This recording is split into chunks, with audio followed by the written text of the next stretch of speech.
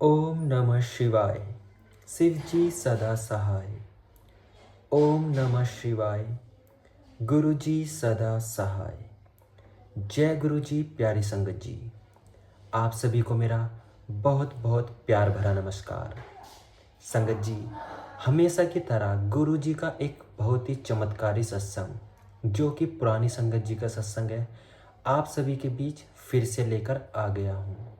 संगत जी, सत्संग हमेशा की तरह बहुत ही ज़्यादा अच्छा है और आप जब इस सत्संग को सुनोगे तो आपको भी बहुत ज़्यादा अच्छा लगेगा। संगत जी, सत्संग को ज़रूर अंत तक सुने, क्योंकि इस सत्संग में आप सभी को बहुत ज़्यादा ब्लेसिंग्स मिलने वाली है और हो सकता है कि आपके किसी सवाल का जवाब भी इसी सत्संग में हो और गुरु जी का कोई मैसेज भी हो सकता है जो गुरु जी आप सभी तक इस सत्संग के माध्यम से पहुंचाना चाहते हो। तो संगत जी, आंटी जी ने इस सत्संग को रिकॉर्ड कर कर भेजा है। मैं आप सभी के सामने अब सत्संग को प्ले करूँगा, तो इस सत्संग को बड़े ही ध्यान से अंत तक जरूर सुने। चलिए संगत जी, अब मैं सत्संग को प्ले करता हूँ। जय गुरु जी। जय गुरु जी। शुक्राना गुरु जी। ओम नमः शिवाय। शिव जी सदा सहाय। ओम नमः शिवाय। गुरु जी सदा सहाय। जय गुरु जी। शुक्राना गुरु जी। संगत जी, आज हम अनु शर्मा आंटी जी का सत्संग आपके साथ साझा करने जा रहे हैं, जिन्होंने हमें लिख कर भेजा है और वह गुरु जी की पुरानी संगत जी हैं। आंटी जी कहते हैं, प्यार करे अपार जो, मेहर का जिसका कोई अंत ना, हाथ जोड़ नतमस्तक होकर करूं उस गुरु की वंदना। गुरु जी के साथ मेरी आध्यात्मिक यात्रा 15 मार्च 2006 को आरंभ हुई, जिस दिन मैं पहली बार उनके यहाँ गई और उसके कुछ ही समय बाद मेरे चौथे सेमेस्टर की परीक्षाएं हुई। परीक्षा से पहले मैं गुरुजी का आशीर्वाद लेने नहीं जा सकी, क्योंकि हमारे घर से एम्पायर स्टेट बहुत दूर था और मैं अपनी परीक्षा की वजह से बहुत तनाव में थी। 15 दिनों बाद मुझे गुरुजी के दर्शन हुए। सुबह के 5 बज रहे होंगे जब मैंने उनको सपने में देखा। मैं अपने पिता के साथ स्कूटर पर बड़े मंदिर जा रही थी। हालांकि मुझे बाद में पता चला कि वह इस नाम से जाना जाता है। मैंने देखा कि मंदिर में गुरुजी मंजी यानी चारपाई पर बैठे हुए थे। जब मैंने उनके आगे माथा टेका तो वे बोले, देखा 5 मिनट भी नहीं लगे, यानी देखा यहाँ आने में 5 मिनट भी नहीं लगे। मेरी नींद खुल गई और मेरी नज़र दीवार पर लगी घड़ी पर गई तो मैंने देखा कि वास्तव में इस पूरी दर्शन प्रक्रिया में मुझे सिर्फ 3 मिनट लगे थे। मैंने जो देखा था उस पर मुझे विश्वास नहीं हो रहा था, क्योंकि यह ख्याल कि गुरुजी चारपाई पर बैठे हुए थे बिल्कुल अविश्वसनीय था। मुझे बाद में पता चला कि गुरुजी जब बड़े मंदिर आते थे तो चारपाई पर बैठते थे। मेरी परीक्षा गुरुजी के यहाँ जाने के 1 महीने बाद शुरू हुई। वह मेरे जीवन की अब तक की सबसे अच्छी परीक्षा रही। मैंने सारे प्रश्नों के उत्तर दिए और उनमें से बहुत तो ऐसे थे जो मैंने परीक्षा से ठीक पहले पढ़े थे। मुझे इसमें गुरुजी की कृपा स्पष्ट नज़र आ रही थी।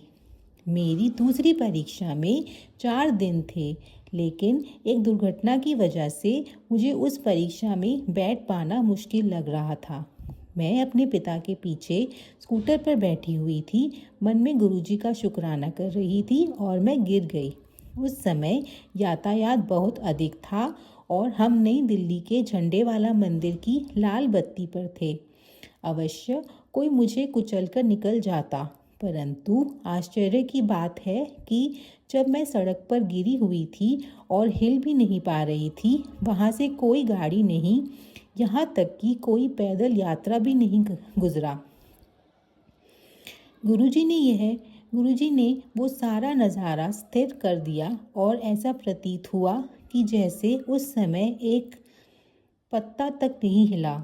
जब मेरे पिता ने मुझे उठाया तब जाकर वहाँ यातायात का आना जाना शुरू हुआ।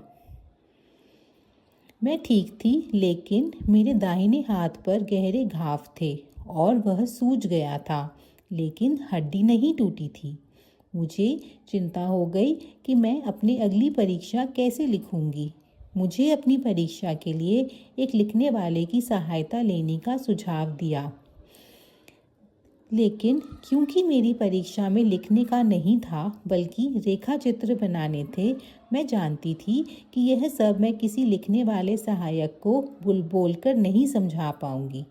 इसी बीच मेरे साथ एक ऐसा अनुभव हुआ जिससे मुझे एहसास हुआ कि गुरुजी मेरे साथ थे और मुझे चिंता करने की आवश्यकता नहीं थी। हमारी कॉलोनी के साथ ही एक फौजी प्रशिक्षण केंद्र था जहां सैनिक बैंड अभ्यास करता था। उनके बैंड के शोर की वजह से मैं पढ़ाई नहीं कर पाती थी। तंग आकर मैंने गुरुजी से शिकायत की। अभी मैंने मन में उनसे शिकायत की ही थी कि बैंड की आवाज़ बंद हो गई और अगले दिन 10 दिन तक बंद रही, मेरी परीक्षा समाप्त होने तक। गुरुजी से दिव्य सहारा पाकर मैंने अपनी परीक्षा स्वयं लिखने का निर्णय लिया। गुरुजी में पूरा विश्वास रखते हुए जब मैं परीक्षा देने बैठी तो मैंने पाया कि एक बार जो मैंने लिखना शुरू किया तो पूरी परीक्षा बिना रुके लिख पाई।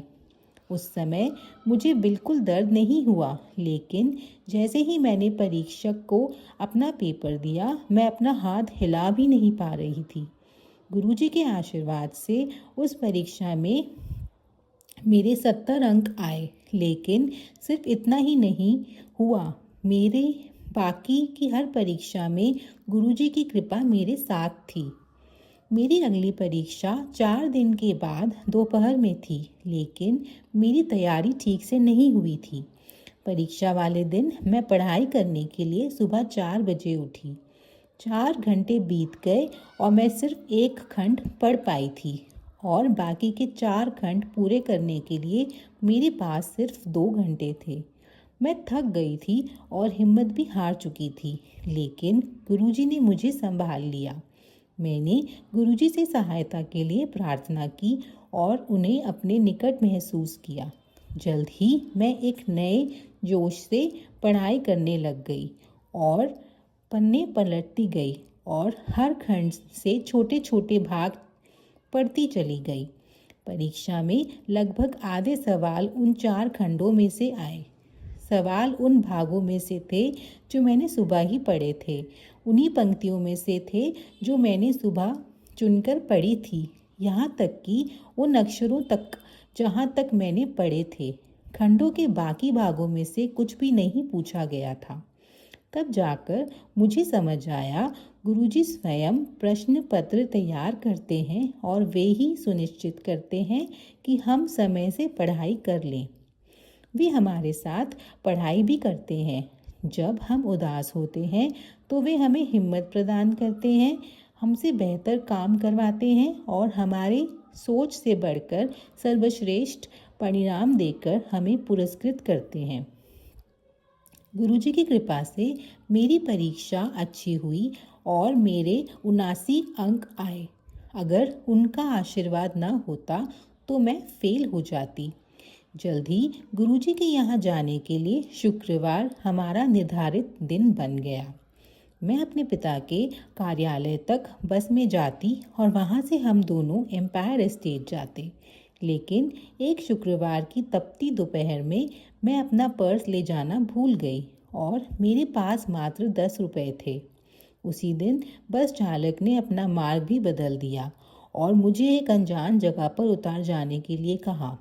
अब मेरे पास 5 रुपये बचे थे और उनसे या तो मैं अपने पिता को फ़ोन करके वहाँ बुला सकती थी, जो जगह मैं स्वयं नहीं जानती थी, या मैं घर वापस जा सकती थी।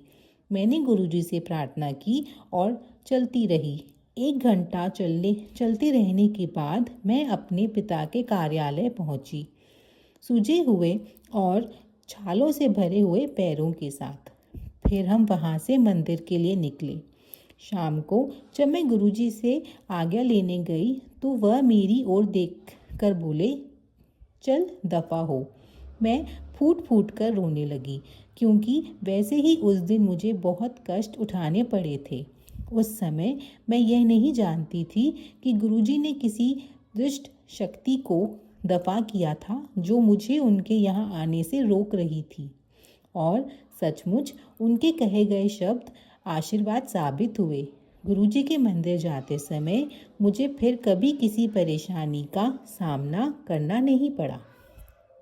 24 सितंबर सोमवार के दिन मैंने एक सपना देखा जिसमें मैं मंदिर में बैठी हुई बहुत रो रही थी।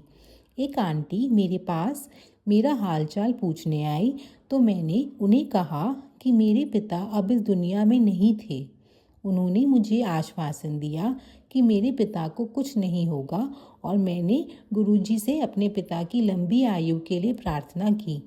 मैं रोते हुए जाग गई, लेकिन मैंने इस सपने के बारे में किसी को कुछ नहीं बताया। इसके बाद जो हुआ वह यह दर्शाता है कि संगत के जीवन की डोर गुरुजी के हाथों में है। हमेशा की तरह उस शाम मेरे पिता अपने स्कूटर पर मंदिर गए। रास्ते में उनके स्कूटर की टक्कर मिट्टी के एक ढेर से हो गई, जो सामने आती हुई गाड़ियों की रोशनी की वजह से उन्हें नज़र नहीं आई। वह स्कूटर के साथ हवा में करीब 5 फीट की ऊंचाई पर उड़कर गिरे। उनकी बाईं टांग की हड्डी टूटी, कंधे पर अंदरूनी चोट लगी और दोनों कोहनियाँ और घुटनों में भारी चोट लगी। सिर्फ गुरुजी की कृपा और आशीर्वाद की वजह से उस दिन मेरे पिता घर लौटे। मुझे अपने सपने का मतलब तब समझ आया और कैसे गुरुजी के अपार आशीर्वाद ने मेरे पिता का जीवन बचाया।